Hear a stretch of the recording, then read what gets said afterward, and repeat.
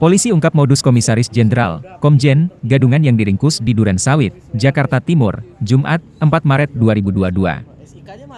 Kabid Humas Polda Metro Jaya Kombes Pol E. Zulpan mengatakan bahwa tersangka YD dan YS menyasar perusahaan yang membutuhkan dana pinjaman.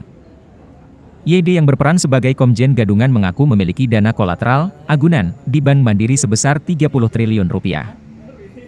Ia pun membawa serta istrinya YS yang mengaku sebagai Direktur Utama PT Bintang Utama Perkasa.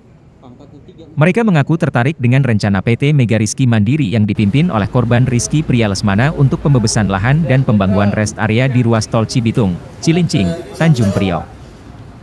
Kemudian, YD mengaku sanggup meminjamkan dana sebesar 20 miliar rupiah kepada korban. YD mengaku memiliki kolateral sebesar 30 triliun rupiah. Syaratnya korban harus menyerahkan dana 1 miliar rupiah sebagai dana standby.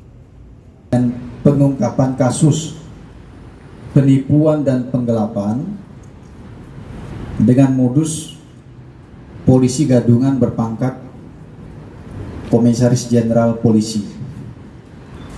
Kasus ini diungkap oleh Subdit Jatanras Ditripum Polda Metro Jaya dengan berhasil menangkap para pelaku.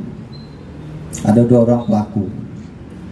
Kemudian waktu dan tempat kejadian perkara terkait dengan kasus ini bisa saya sampaikan bahwa ini terjadi pada hari Selasa tanggal 1 Maret tahun 2022 bertempat di Hotel V Tebet Jalan Profesor Dr. Supomo, Kelurahan Tebet Barat, Kecamatan Tebet, Jakarta Selatan.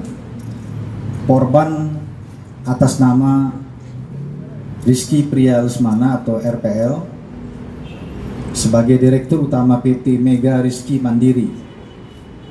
Kemudian akibat tindak pidana ini, korban mengalami kerugian sebesar 500 juta rupiah. Kemudian tersangka yang bisa diamankan dan ditetapkan sebagai tersangka terkait kasus ini ada 2 orang. Yang pertama inisialnya YD alias YA, umur 41 tahun. Kemudian yang bersangkutan ini juga merupakan residivis pada tahun 2010 yang lalu terkait dengan kasus penggelapan kendaraan roda 4 dan divonis pada saat itu 1 tahun 4 bulan di Lapas Kebonwaru, Bandung.